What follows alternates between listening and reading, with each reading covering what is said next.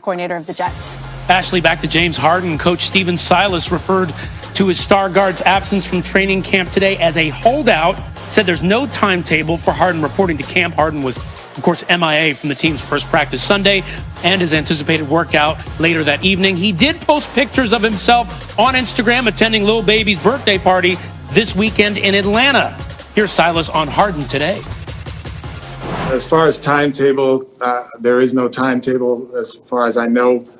And it is a setback. You know, you want your best player to be here. You have to be honest and understand that this is a setback, not having one of the best players in the NBA here. But I'm working with the guys who are here, and we're working hard, and we're doing a good job.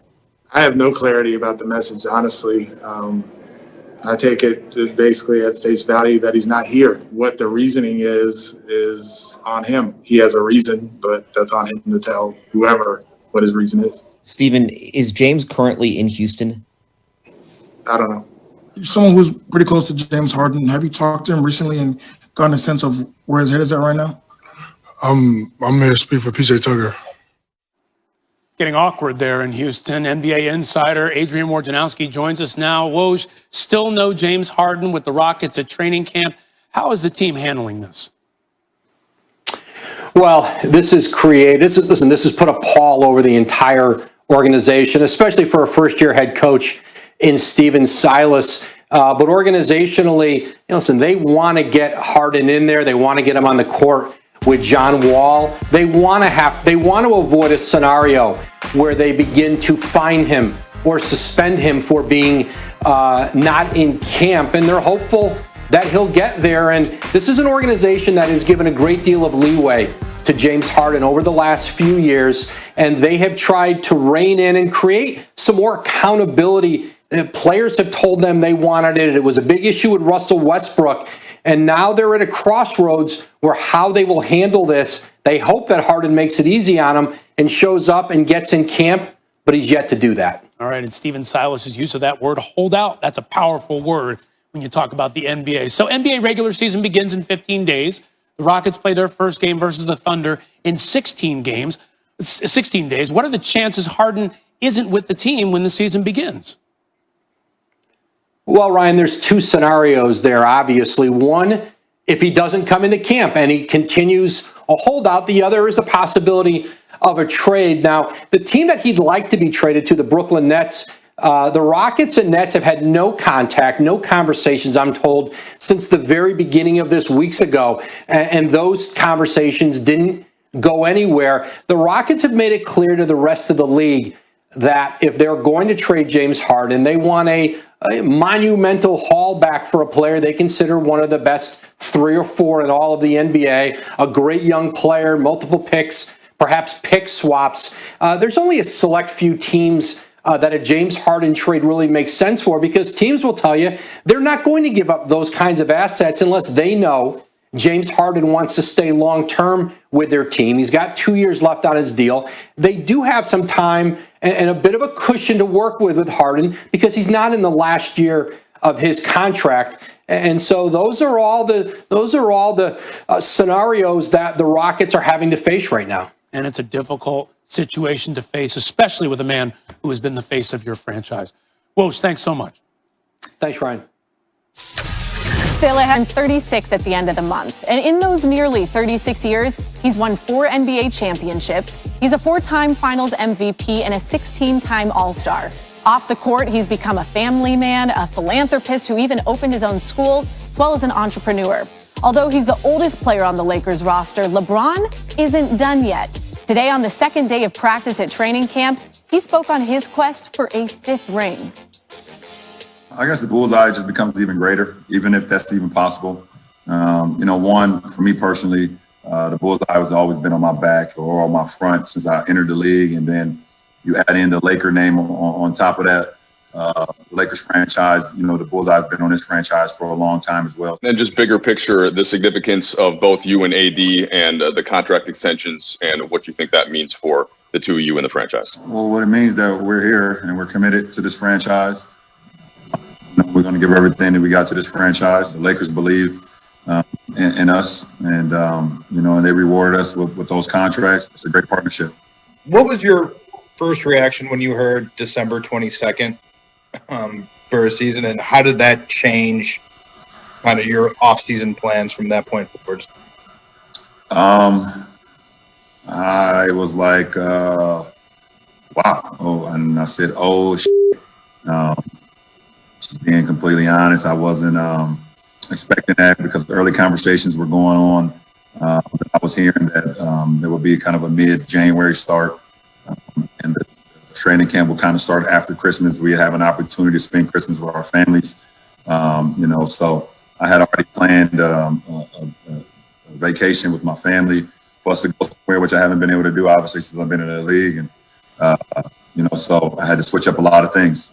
Physically, right now I'm sore as hell. We day 2 of camp, so I'm super sore, but nothing, I don't have anything that's stopping me from being on the floor. Mentally, I'm great. I'm healthy. My family's healthy. I'm great mentally, so I'm in a really good place in my life. Yep, you heard the man. Nothing stopping him. A year after becoming the first player to win Finals MVP with 3 different teams, LeBron James, at almost 36 years old, is seeking his 11th Finals appearance. Now, if he does, he would join some very exclusive company. Only Bill Russell and Sam Jones have appeared in that many finals, and both were on the Celtics when they made 10 straight. From LeBron. As I said yesterday, we're working as if this is the 6th to the 23rd, so there is some time, but, it is a setback. I have to be honest and understand that this is a setback, not having one of the best players in the NBA here. But I'm working with the guys who are here, and we're working hard, and we're doing a good job. Well, shouts to him, new coach, being put in a difficult position and being candid and honest. Definitely the way to go, coach, because people know if you're not telling the truth. What do you think it is like for him to be starting now and dealing with all of this?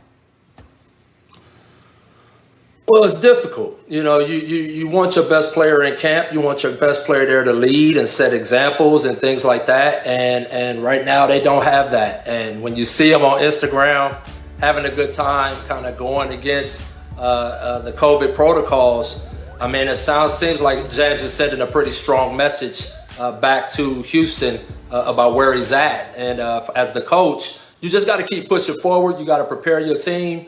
You're going to have a no excuse attitude like I know Coach Silas has, and you do the best you can with what you have. Well, that's definitely the playbook, but it is easier said than done. And for the whole Rockets organization, Fizz, can they afford to let this drag out through the season? Because they told our Tim McMahon earlier last month, we can afford to get uncomfortable. We're willing to get uncomfortable. We're not going to take less for James in a trade than we think that he is worth to set our organization up for the future. But are they going to be able to actually pull that off? That's going to be a tough line to walk because, they're going to be getting a lot of pressure from him and his people. And if he's not performing at the level that we're used to seeing from James Harden because he's got a lot going on internally, people are going to look at that and see that as an opportunity to wait him out. And if Houston waits too long, they might get stuck in a position where they lose. So it's really walking a fine line on when to do it and when to pull the trigger. But also, you got to keep James Harden in a place where he still plays for you and performs for you and gives your team a chance. Absolutely. And I now see we are joined by our senior insider, Ramona Shelburne. Lovely to have you here. Can you piggyback on what Fizz was saying? Just how long can the Rockets afford to wait this out? Well, Rach, you were the one who covered Jimmy Butler in Minnesota a couple years ago. Yep. And I think we all thought that they had some time. Okay? They did not, Ramona. They did not have time. Uncomfortable. No.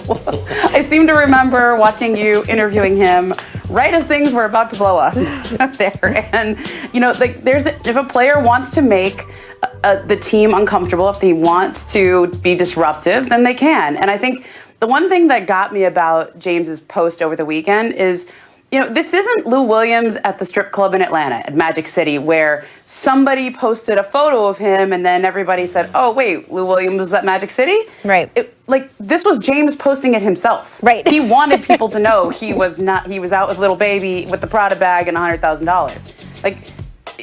I mean, I don't know how much more blunt you can be, but like that's a message that's sent. Now, I also covered a media day. Oh man, it feels like a million years ago. I think it was 2007 though, when Kobe Bryant had demanded a trade with the Lakers, and we were all standing out there waiting to see if he'd show up, and none of his teammates knew if he'd show up, but he eventually showed up and did what he was supposed to do, said what he was supposed to say. The Lakers never traded him, and they went on to the finals that year because Andrew Bynum got good, and they traded for Pau Gasol. So could be one of two things for the Rockets. Yeah, I remember Kobe Bryant said on the radio that he wanted to trade. It wasn't even like through reporters or sources. He came out on the radio and said, I wanted to be traded. He put his name on it. And absolutely, they waited him out. And it is a little bit of a battle of wills because James has 2 years left on his deal.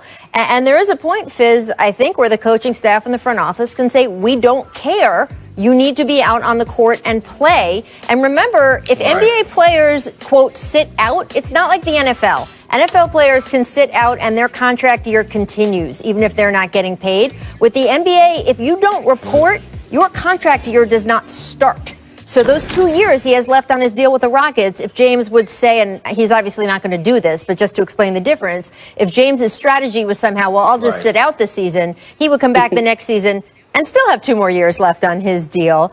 Inside the franchise, what are the discussions, Fizz, that as a coach you're having with the front office back and forth about how to handle it and what to say to the other players?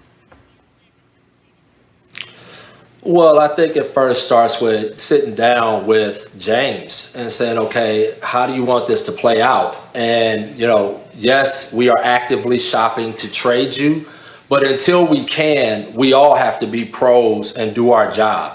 And you would expect and you would want to encourage him to be that type of person that would come out and play until that opportunity came up where a deal could be worked out. It doesn't look good for anybody if James doesn't show up. Well, and I think for Houston, for Houston, Fizz, to me, the conversation is James going to play nice? Is he going to be, or is he going to be disruptive? If he can settle in with John Wall and they can get off to a decent start, that actually increases Houston's leverage. But if he's disruptive, if the team starts to crater, then they're really trading him from a place of duress. And I think that's what the organization has to determine. Now, I personally am in the camp that says he's under contract, he's a great player. You just don't get many chances to trade great players. Right. And if you trade James Harden in the wrong deal, your franchise is going to be digging out from under that trade for the next 5 to 6 years. So you wait until you get what you want for James Harden. And you have to tell him, help us help you. I mean, there's a lot of players who've been in this situation. And if you help us help you, then you can get to where you want and we can get something in return for you. And that's where that professionalism comes in, where you just say, hey, listen, come out, play hard like you always do, perform at a high level.